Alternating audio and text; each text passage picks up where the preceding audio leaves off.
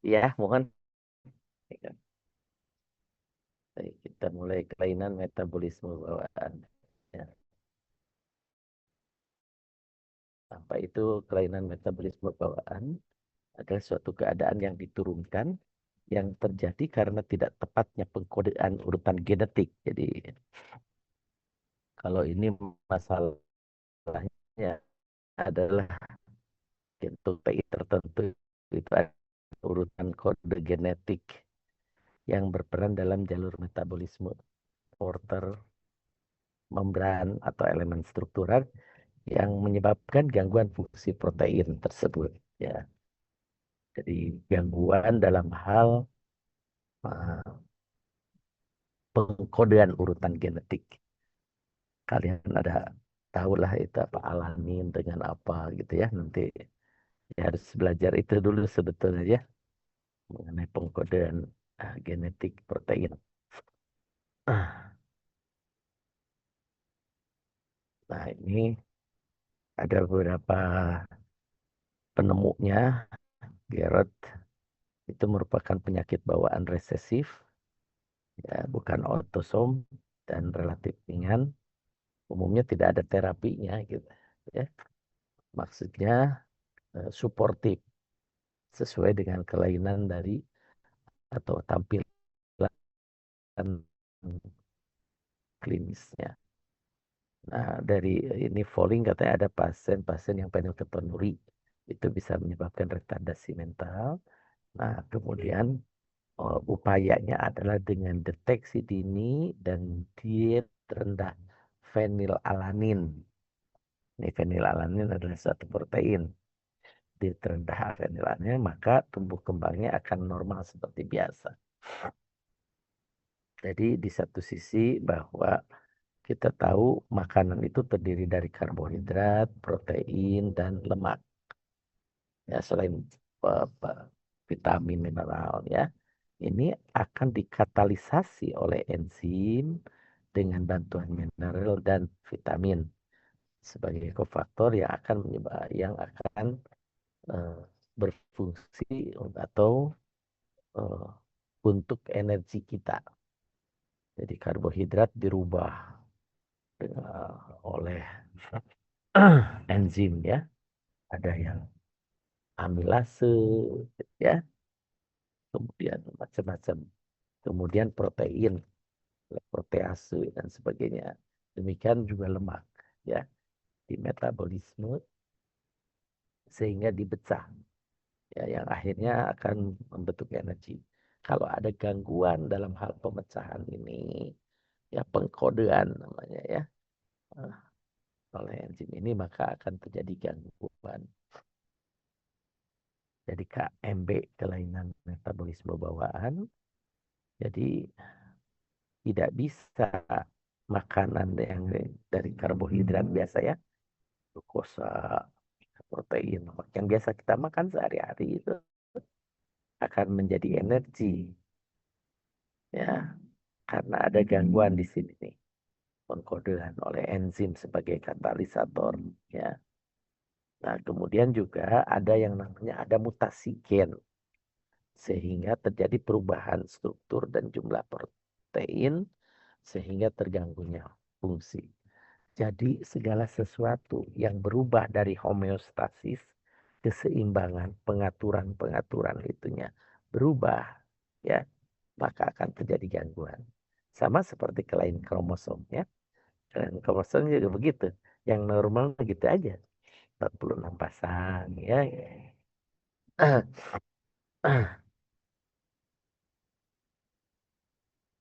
Nah, ini juga kalau ada gangguan dalam hal proses untuk memetabolisme makanan yang di apa yang masuk, maka akan terjadi gangguan. Terganggulah fungsinya. Ini jarang katanya. Jadi kelainan metabolisme bawaan ini 1/1000 kelahiran hidup. Ternyata banyak sekali. Lebih dari 1000 jenis kelainan gitu. Apa, metabolisme bawaan. Ada yang dinamakan inborn error of metabolism. Ya. Satu dari setiap 1250 diduga lahir dengan inborn error metabolism. Nih ada yang mengatakan 40 per 100.000 kelahiran hidup. Ya. Jadi tujuannya adalah screening bayi baru lahir untuk mendeteksi dini anak-anak yang mempunyai risiko untuk terjadinya gangguan metabolik atau gangguan genetik. Ya. Jadi sehingga nanti kalau ada gangguan tersebut, treatmentnya, terapinya lebih tepat. Ya, oh gangguan metabolik ini. Ya, jadi kalau sudah terlambat mau terjadi gangguan yang susah nantinya. Ya, gangguan neurologi, jadi epilepsi, jadi macam-macam atau gangguan perkembangan, development, de delayed development. Ya.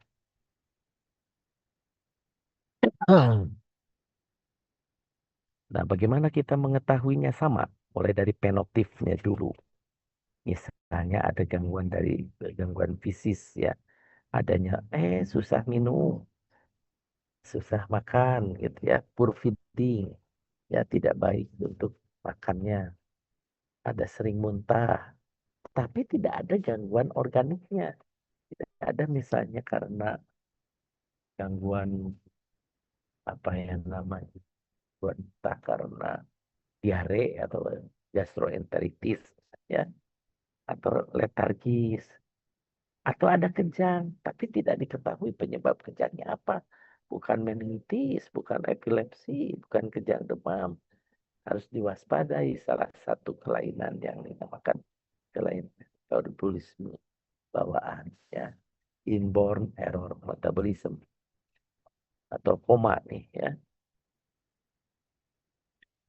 Jadi segala sesuatu ada timbul gejala tetapi kita tidak tahu, tidak sesuai dengan penyebabnya. Kejang, tapi bukan hipoglikemi.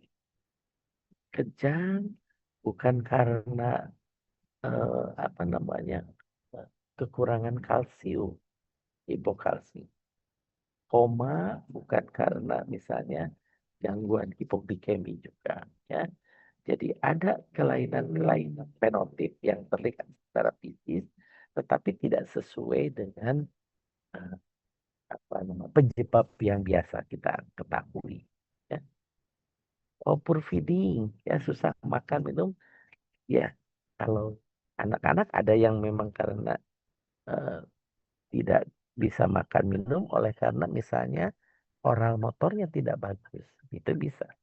Muntah saja misalnya ya.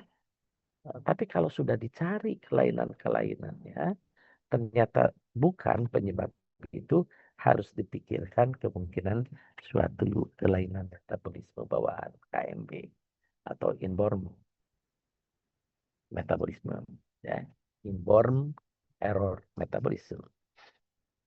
Jadi ada dua nih. Kalau penting kelihatan ada gejala-gejala, bisa karena infeksi, trauma, kelainan susunan saraf pusat ya sesuai dengan penyakitnya, tapi ada juga karena metabolisme, gangguan metabolisme. Ya, nah kalau kecurigaan metabolisme, hati-hati nih, ada gangguan dari proteinnya, ya enzimnya, yaitu periksalah amonia nih. Kalau amonianya normal, periksa analisa gas darah. Kalau analisa gas darahnya normal, kemungkinan ini nih, galaktosemia atau aminoasidopati, jadi gangguan dari asam amino. Tetapi ketika misalnya diperiksa amonia plasma, ini kan proteinnya amonia plasma, ternyata normal, kemudian diperiksa AGD, ada anion gapnya, perbedaan antara natrium yang anion sama kation ya, terjadi asidosis, hati-hati asidemia. Tapi kalau diperiksa aminonya, ya amonia plasma, ternyata tinggi, diperiksa AGD, analisa gas darah, normal anion gap, kemungkinan ada gangguan di siklus urea. Tapi kalau misalnya anion gapnya tinggi, kemungkinan asidosis, kemungkinan asidemia. Ini kira-kira plot seratnya, algoritmanya. Paham ya? Saya ulangi, ada berbagai macam gejala. Kita lihat apakah memang ada suatu kelainan fisik atau kelainan karena infeksi, trauma, CNS, dan lain-lain. Tapi kalau tidak ada, kita curigai, oh mungkin ini kelainan metabolik, ya, inborn error metabolik atau kelainan metabolisme bawaan. Maka periksalah amonia plasma. Dari amonia plasma bisa hasilnya normal, bisa hasilnya tinggi. Masing-masing ini kalau baik normal maupun tinggi dilanjutkan dengan pemeriksaan analisa gas darah AGD. Ya, ini flow chart-nya. Sehingga kita bisa mengetahui bahwa kemungkinan ini adalah galaktosemia, gangguan adalah siklus urea atau asidemia, ya, asidosis. Nah ini, ya, jadi kalau dari subjektif ternyata tidak sesuai, ya, kira-kira. Kalau tidak sesuai antara gejala fenotipnya yang timbul. Caranya ya itu biasa, anamnesis tetap ya. Pemeriksaan fisik, laboratorium rutin dulu untuk memilih ini kelainan fisik atau kelainan karena penyakit tertentu atau bukan. Kalau ternyata dari laboratorium rutin itu normal-normal saja, harus di screening tadi metaboliknya ya. Amonia plasma, baru kita tentukan diagnosis pastinya. Ya. Ya, apa di anamnesis? Sama seperti biasa untuk penyakit yang lain. Apakah ada riwayat di keluarganya sama tidak? Gejala muntah, gejala sering kejang, penurunan kesadaran. Jadi tetap ditanyakan apakah di keluarga, baik itu kakaknya, adiknya, pamannya, atau dia yang mempunyai kelainan yang sama atau gejala yang sama atau tidak. Riwayat saudara kandung dengan kelainan yang tidak dapat diterangkan. Ini poinnya. Yang tidak dapat diterangkan sesuai dengan kemungkinan yang biasa kita muntah terus itu anaknya. Kenapa ya? Diperiksa, oh sampai di namanya di endoskopi bagus misalnya, ya. Diperiksa segala macam normal. Nah, itu ya.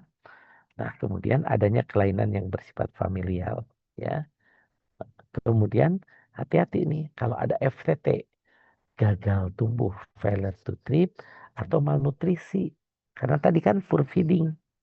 Kenapa anaknya ini tidak berat badannya tidak naik-naik gitu ya, tidak bisa makannya tidak baik, makan tidak jadi daging lah istilahnya ya. Nah, kemudian dekompensasi metabolik berulang karena keadaan spesifik ya, asidosis ya. Pernapasannya kok cepat, dalam pernapasan Kusumo ya. Kemudian asupan dietnya. Bagaimana karbohidratnya tadi, proteinnya, lemaknya ya. Nah, ada hal lain, bau tubuh dan urin yang tidak lazim. Nah, oh bau seperti apa ya, keton, warna urin yang berubah. Jadi segala sesuatu yang berubah ini harus diwaspadai. Salah satunya kelainan metabolisme bawaan. Kemudian pemeriksaan fisik ya sama tadi ya, dari ujung rambut sampai ujung kaki, termasuk neurologinya, kardiovaskulernya. Jangan lupa tadi dismorfisme. Mukanya yang aneh itu tidak sesuai dengan yang muka biasanya. Ada sindrom neonatus atau gangguan hepatologi. Ya. Nah, sindrom neurologis itu apa nih? Misalnya ensefalopati, penurunan kesadaran. Tapi penurunan kesadarannya bukan karena meningitis. Diperiksa lumbal fungsi normal, ya. Kemudian retardasi psikomotor. Jadi penyakit L, lemah, lesu, letoy, lunglai ya, gangguan perkembangan. Ya. Nah, kalau ada ensefalopati akut ya, biasanya misalnya hepatik ensefalopati, gangguan kesadaran, gangguannya di hepar. Kemudian kelainan gerak, ya, gangguan movement atau miopati, lemah ototnya, ya karena defisiensi energi kan, tidak jadi energi, ya karbohidrat, protein, lemaknya yang seharusnya dikatalisasi, dipecah oleh enzim, termasuk juga vitamin mineral jadi terganggu, ya. Nah, sindroma hepatologis, ikterus kuning. Jadi bayi atau anak yang kuning ternyata diperiksa USG normal, hatinya tidak masalah. Namanya apa? Saluran empedunya normal, ya. Ada kadar bilirubin hiperbilirubinemia yang terkonjugasi, ya, yang directnya yang meningkat. Kemudian hepatomegali, pemeriksaan livernya yang tidak nyeri persisten. Ada hipoglikemi, ya. Jadi jangan lupa tuh bayi-bayi baru lahir kalian harus periksa gula darah. Kemudian disfungsi hepatoseluler, ya, dari USG bisa kita lihat di situ. Itu sindroma yang hepatologi, ya. Nah, sindroma yang lain juga sindroma kardiovaskuler. Ada yang namanya kardiomiopati, pembesaran jantungnya. Kemudian jantungnya itu tidak disritmia, tidak tidak normal, reguler. Kan yang normal itu lep, dep, lep, dep, lep, dep. Jantungnya seperti itu kan. Ini mah kok di lep, dep, dep, dep, dep, dep, dep, dep, dep, dep, misalnya, ya. Atau penyakit arteria koronaria yang prematur. Nanti bagian dokter lah yang tahu, ya. Nah, kemudian ini dysmorphism, bentuk muka yang aneh ya, atau storage syndrome, kelainan bentuk wajah yang kasar. Nah, ini Pars facies, kelainan tulang, misalnya disostosis, ada perangkat pendek, organomegali misalnya megaloencephalo atau hepatosplenomegali. Ya. Kemudian sindroma neonatal tadi terus ya, disfungsi hepatoseluler, kemudian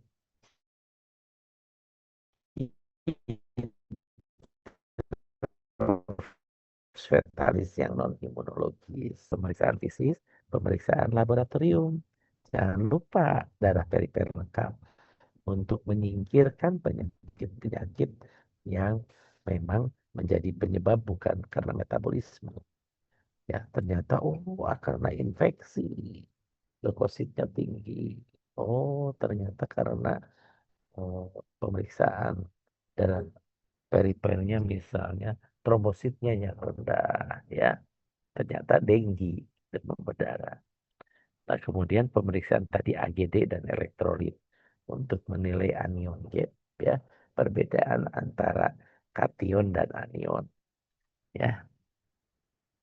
Periksa glukosa, hipoglikemia, kemudian amonia plasma untuk menentukan apakah terjadi hiperamonemia, pemeriksaan fungsi hati, misalnya SGOT, SGPT, dan fungsi ginjal, kreatinin, kreatinin kinase, urium kreatinin. Ya, ini pemeriksaan lengkap.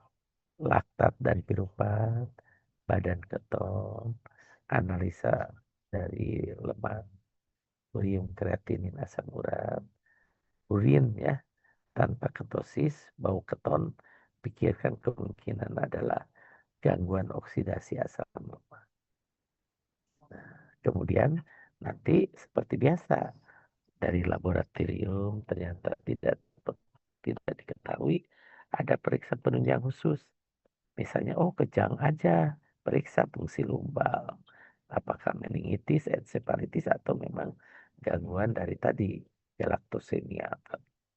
radiologis, EKG ya, jantungnya echo, bahkan echo, USG kepala, EEG, CT scan, biopsi hati atau biopsi otot. Ya, ini pemeriksaan tentunya penunjang khusus yang bisa dikerjakan untuk menentukan diagnosis pasti. Nah, kemudian ini tadi screening metaboliknya bertujuan untuk menentukan intervensi medis, misalnya proses screening status, perencanaan reproduksi atau langkah awal seperti tadi ya, pemeriksaan asam amino ya atau asam organik kulit. Jadi diagnosisnya apa? Dapat ditekan dengan pemeriksaan aktivitas enzim sebagai katalisator ya pada leukosit fibroblasati atau analisis DNA katanya ya. Itu untuk mendiagnosis adanya suatu KMB, kelainan metabolisme bawaan. Tata laksana mah ya suportif aja lah ya untuk menunjang fungsi ventilasi sirkulasi, nutrisinya ya. Ada yang diet normal atau diet rendah protein, diet pembatasan karbohidrat, diet tinggi glukosa dengan atau pembatasan lemak sesuai dengan kelainan yang ada. Nah, ada juga kalau prosedur pengeluaran toksin dengan transfusi tukar diganti darahnya atau dialisis ya. Ada hemodialisis, ada dialisis peritoneal, hemofiltrasi atau hemodialisis ya. Jadi yang tambah itu seperti suportif ya, tergantung dari penyakit yang ada. Jadi prinsip umum tata laksana kelainan metabolisme bawaan mengurangi beban pada jalur yang terkena dengan cara mengurangi asupan substratnya. Diet restriktif itu mah udah dokter. Inilah dokter gizi biasanya nutrisi ya. Membatasi absorpsi substrat, mengeluarkan metabolisme toksik, dan mengganti produk yang defisiensi, yang kekurangan. Ya, kalau yang kelebihan dikurangi, yang kekurang ditambah. Memberikan substrat yang kurang, menghambat produksi metabolit yang toksik, bisa asam amino amoniaknya yang terlalu tinggi, hambat efek metabolik toksik dan merangsang aktivitas enzim. Nah, ini ada penanganan terkini nih. Wah, substansi enzim itu nantilah substitusi enzim saya juga nggak tahu. Ini yang bagian yang khusus ya dari nutrisi, transplantasi sum-sum tulang, transplantasi organ, terapi gen, hiperkolesterolemi dengan apa obat-obatan ya untuk hiperkolesterolemi, tata laksana simptomatis yang paling bisa kita ini untuk memperbaiki kualitas hidup ya. Nah, ini kira-kira ya kelainan ya macam-macam banyak tadi ya disampaikan ya gangguan ini macam-macam gangguan proteinnya ya gangguan uh, asam organik ini gangguan lemak gangguan asam amino gangguan hemoglobinopati ya macam-macam lah ternyata tidak sedikit kelainan metabolisme bawaan itu tapi intinya mah bahwa kalau ada gangguan ternyata tidak sesuai dengan yang biasa kita lakukan curigai ada ini KMB ya. Nih, misalnya penilketonuria ya PKU. Jadi peningkatan penilalanin dalam darah. Ada pemeriksaannya. Ini apa penilalanin ini? Suatu asam amino yang didapatkan melalui makanan. Ya, semua protein dan pemanis pengganti kan sering deh ya sebagai pemanis nih. Ini penilalanin. Nah, jadi penilketonuri, jadi penilalaninnya ada. Ketonnya ada di dalam urin nih. Ya, ini pada kondisi normal, protein dari makanan, protein dari otot dirubah menjadi asam amino, kemudian merubah asam amino penilalanin, dihidroksilase jadi tirosin. Pada yang penilketonuria, ini protein dari makanan, ini asam amino Ini tidak bisa nih karena gangguan fenilalanin hidroksilase sehingga tidak bisa menjadi tirosin ya dengan berbagai nanti kelainannya yang itu bisa terjadi. Ya, gejalanya apa nih? Kejang. Kejang dari fenilketonuria ada kejang, tapi bukan kejang karena meningitis. Ada keterlambatan perkembangan, delayed development, gangguan perilaku, gangguan kejiwaan. Seringkali yang anak-anak atau yang dikatakan schizofren. Padahal ternyata dia gangguan dari ini metabolisme ya fenilketonuria. Ya, jadi ada like odor urin. Ini seperti naon tanya Mas Ormos, Mickey Mouse, Mouse, bau tikus gitu ya. Like odor urin jadi urinnya ya. Kulit dan rambut yang lebih terang, gangguan kulit biasanya eksim. Nah, seperti ini lihat tuh fenilketonuri. Ya, ini, seperti ini ada strabismus juga. Ya, tapi bisa dewasa juga nih sampai seperti ini.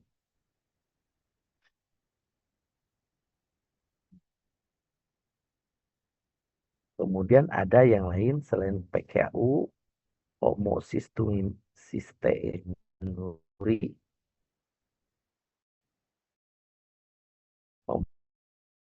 homocystinuria, gangguan tionit, amin, ya, sama aminnya. Kalau ini amin, jadi akumulasi metabolisme. Ini diturunkan secara resesi otosom.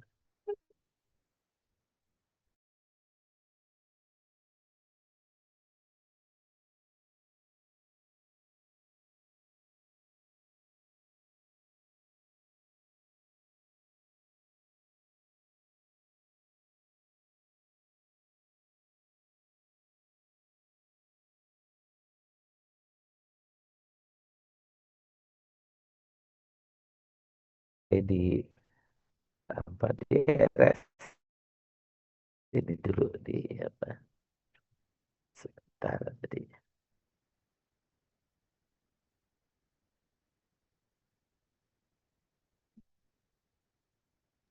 Izin baik, Dok. Ya,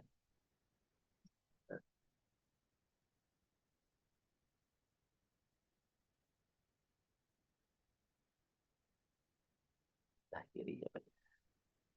Di gedung yang ini yang kanan dia, Pak.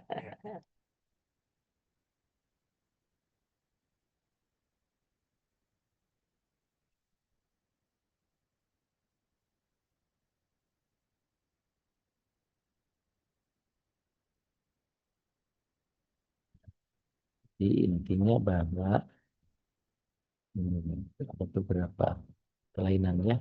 Tadi yang homocystinuria, ada fenilketonuria, homocystinuria, ya. Nah, inilah autosomal resesif segala macam ya. Pastilah kita ini. Jadi gangguan di sini ada teori. Nah, bagaimana gejalanya dari homocystinuria itu ada downward dislocation of lensa. Jadi ektopik lensanya. Lensanya tidak di tengah ya. Namanya ektopia lentis, nervano gravitus. Nah, seperti ini. Pes excavatum bentuk dadanya seperti apa ya? Seperti ya, pes carinatum jadi kayak pigeon chest seperti dada burung. Kemudian genupalgum seperti ini. Mental retardasi ada tanda-tanda gejala stroke. Nah, ini harus dibedakan. Ya, gejala stroke ya, misalnya habit plague, lemah, lumpuh layu sebelah, apasia, tidak bisa bicaranya terganggu, ataksia, ya. Jadi, tetapi tidak murni kelainannya karena stroke. Gitu. Ya, ada yang lain nih. Ada gejala-gejala yang lain. Terus kita harus seperti ini gambarannya. Ya, ada lensa namun di luar lebih ke bawah downward dislocation of lensa. Jadi lensa matanya ya, ini ke bawah downward. Itu dua ya. Yang ketiga itu kelainan metabolisme bawaan yang sering aja ini ya. Padahal banyak kan tadi juga. Namanya MSUD, Maple Syrup Urine Disorder. Maple Syrup Urine Disorder atau disease adalah sebuah gangguan dari asam amino acidopati, pati gangguan yang sifatnya sekunder dari defek enzim. Jadi tadi enzim yang akan merubah protein ya eh, menjadi bentuk nanti asam amino ya. Defek enzim pada jalur katabolisme yang lesin, isolesin, dan valid. Ya. Ini insidensinya 1 banding 180 kayak gitu. Bagaimana tanda dan gejalanya tadi? Ada koma, tapi koma bukan karena meninggal. Komanya bukan karena hipoglikemia. Komanya bukan karena gangguan saraf, ya. Itu, tapi memang karena gangguan dari enzim tadi, ya.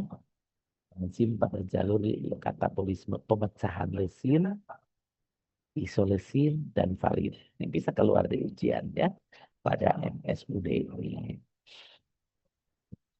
Ada tanda koma, tapi bukan penyebab organ feeding difficulty, jadi gangguan makan dalam tidak mau jadi makannya dimuntahkan dan sebagainya.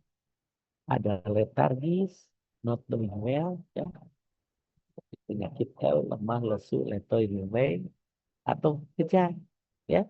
Tapi kejangnya bukan karena tadi, bukan karena gangguan elektrolit, hiponatremi, hipokalsemi, bukan karena hipoglikemi, bukan karena kejang demam, bukan karena meningitis, encephalitis, ya. Nah, ini nih yang penting. Urin ya berbau seperti apa? Maple syrup, maple syrup apa? Seperti apa nih? Tahu nggak? Like maple syrup seperti apa? Baunya seperti apa?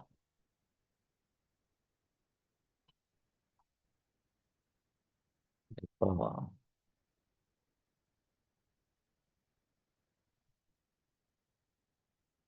makanya maple itu apa sih?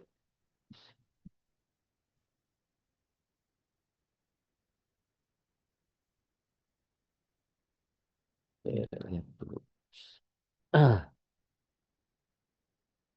saya belum tahu kayak seperti apa gitu baunya. Bau manis, dokter. Ya bau manis kayak gimana? Itu maple syrup. Bau manis tuh.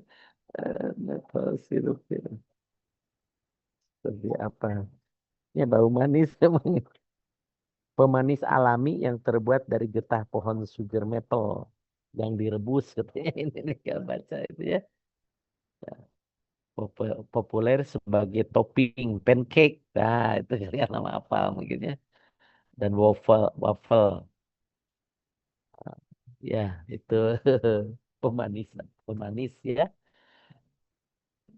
Cobain aja yang seperti apa tuh kalian udah tahu bener smellnya. Urinnya ya, bau urinnya that smells like maple syrup. Jadi sirup sirup yang itu. Ya. Dan muntah ya. Nah, ini kan muntah biasa kan sebetulnya ya. Anak datang dengan muntah. Oh gitu. Tapi pas dicari nggak ada penyebab yang lain.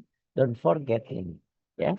Maple syrup itu disorder. Jadi kita mencurigai KMB, kelainan metabolisme bawaan itu, kalau sudah disingkirkan penyebab-penyebab yang lain. Ya, itu. Nih, maple syrup urine disease. Ya, ini yang normal. Ya, untuk menjadi energi, beta carotene. Ini ada gangguan di enzim tadi ya. Solusi kesimpulan.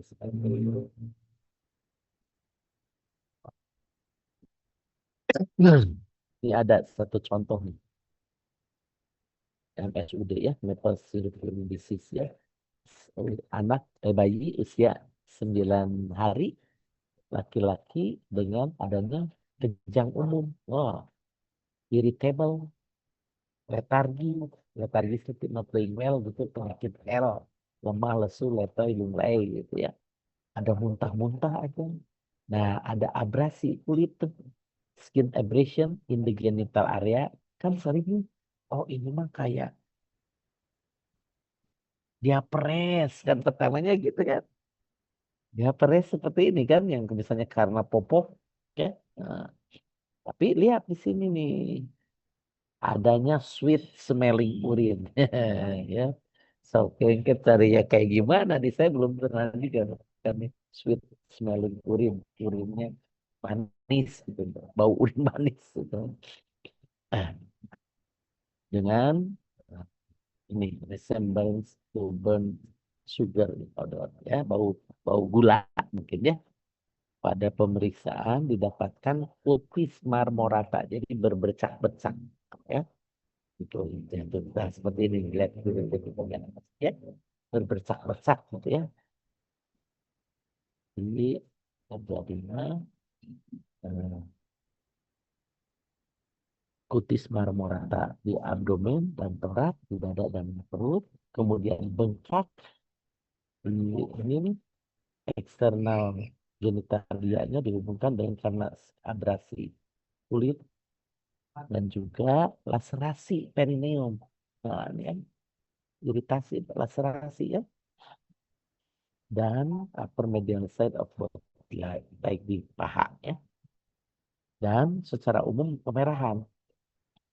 Nah, ini plasma dan asam amino urin dianalisis.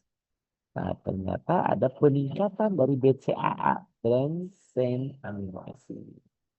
Jadi, diagnosis MSUD, Maple Syrup Urine Disease, dikonfirmasikan dengan adanya ini ya, rendah brain chain alpha ketoasid dehydrogenase ya, rendah ya. Dan di positif ini pemeriksaannya sudah canggih lah. Tapi kita juga hanya di tempat-tempat tertentu ya, di pusat pemeriksaan tertentu. Biasanya di Jakarta atau di mana ya. Nah, kemudian tirosinemia. Nah, ya, tirosinemia ada tipe 1, tipe 2 ya. Tiga.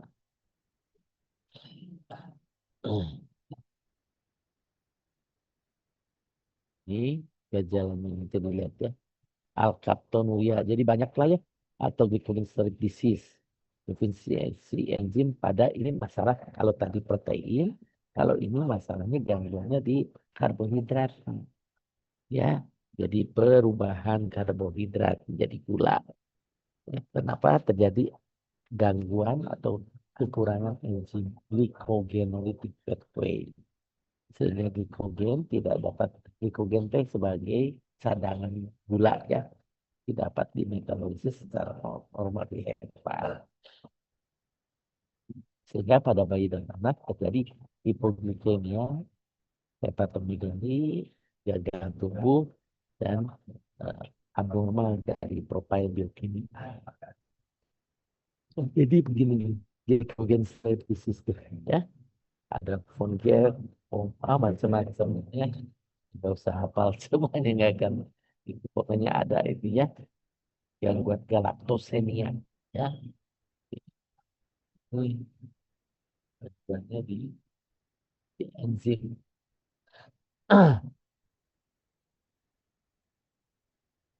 Ada gangguan kalau galaktosemia ini, kerusakan otak, ada katarak, jadi kuning kulitnya, pembesaran liver, gangguan ginjalnya. Jadi jika anak bayi yang mengalami galaktosemia diberikan susu, unmetabolized milk sugar bread and limits ini akan tidak dimetabolisme, susu ini akan menyebabkan kerusakan dari hepar, mata, ginjal atau otak. Ya, tuh gitulah. Jadi beberapa kelainan galaktosemia tadi ya, kemudian GSD, glycogen storage disease, ya, kemudian alkaptonuria, ya, ini karena menyebabkan um, homogenositate dioksigenase. Itu udah spesialis ya, ada ya paling tidak tahu lah gitu ya gambaran alkaptonuria nih kayak seperti ini. Tirosinemia ya, yang dua enzim FAH enzim ya.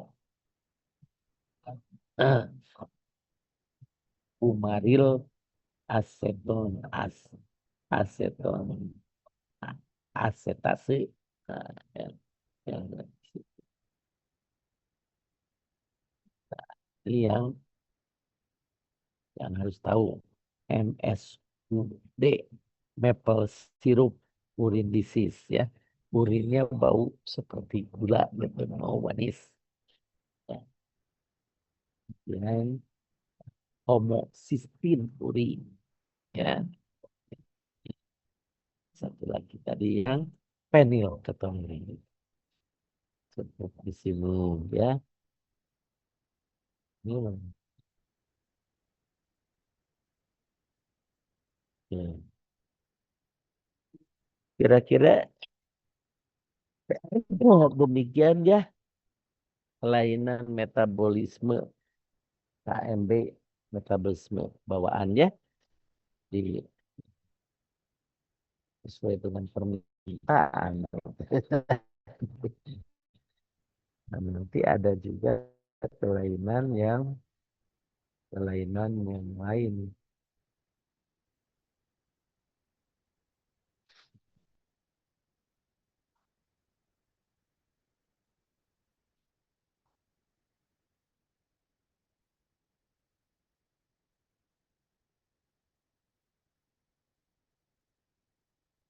Memang sama itu artinya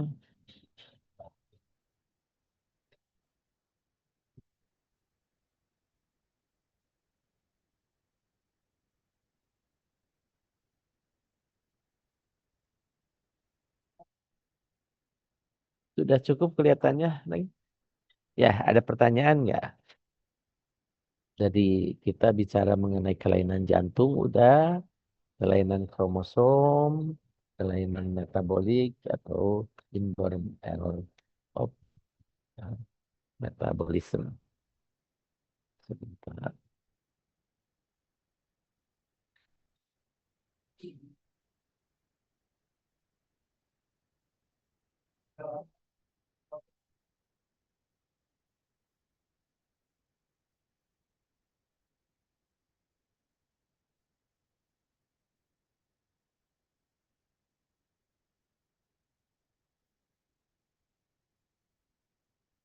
Duchenne muscular dystrophy kayak gitu. Baca aja lah itu udah terlalu penting sebetulnya. Izin, Prof, izin untuk bertanya. Oh, Mungkin apakah jika untuk kewenangan bidan sendiri itu hanya perlu mengetahui tanda gejala umumnya iya, berarti ya, Dok? iya paling mengobati nama ada susah untuk ininya juga untuk diagnosis pastinya. Paling tidak bidan itu ada suatu kelainan biasa fisis gitu ya. Tapi ternyata penyebabnya bukan itu gitu loh. Tapi kan itu teh harusnya mah dikonsulkan aja dirujuk ya. Untuk, untuk mendiagnosis pastinya apa dan dia dirujuk diketahui kan tadi misalnya datang dengan kejang kan bisa kejang karena kejang demam, bisa karena meningitis, ensefalitis, epilepsi dan sebagainya. Ya, itu yang kelainan fisis. Tetapi bisa jadi kelainan itu bukan karena itu kejang dan sebagainya, tetapi karena MSUD ya, maple maple apa maple sirup ya itu. Saya juga bingung itu mah kalau ke saya juga dirujuk lagi ke bagian nutrisi yang khusus nutrisi bagian metabolisme ada ya bagian endokrin ada yang di kita itu super spesialis nutrisi dan penyakit metabolik. Dan itu pemeriksaannya tidak bisa di sini. Singapura untuk menentukan. Ya, ya paling tidak lah tahu gitu ya bahwa kejang itu tidak semata-mata karena kejang demam gitu ya atau misalnya koma atau penurunan kesadaran itu bukan karena meningitis saja gitu. Paham ya? Ya saya juga makanya nanya juga Ibu Novanti itu ini goalnya apa? Kali kita tahu lah. Bisa dipahami ya, Neng? Itu ya, Nazhara ya. Gitu. Izin bisa, dokter. Ya. Apa penyakit mukopolisakaridosis MPS, sindroma Furler, Hunter, DMD, Duchenne muscular dystrophy itu kan bagian neurologi yang udah advance ya. Kelihatannya cukup aja segini ya, nggak usah tambahan lagi materi, udah cukup ya. Yang penting punya wawasan lah. Ya. Ya, kalau ilmu kromosom paling tidak tahu juga Down syndrome yang sering makan. Ya, jadi tahu oh bukan Down syndrome aja, ada Down syndrome, ada Pato, ada Edward, ya. Ya itu sering. Banyak lagi sebetulnya sindroma itu teh. Nanti ada namanya eh, sindroma simptomatologi sindrom. Jadi bisa ketahuan macam-macam itu semuanya ternyata lain.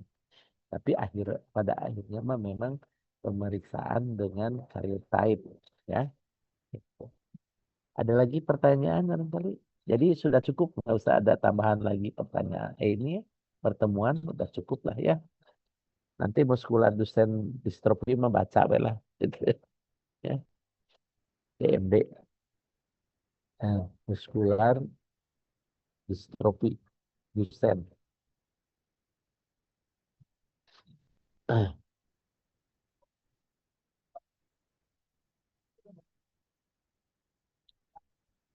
Sindroma Furler, Hunter, Duchenne muskular dystrophy tinggal tiga itu baca aja lah itu mah ya.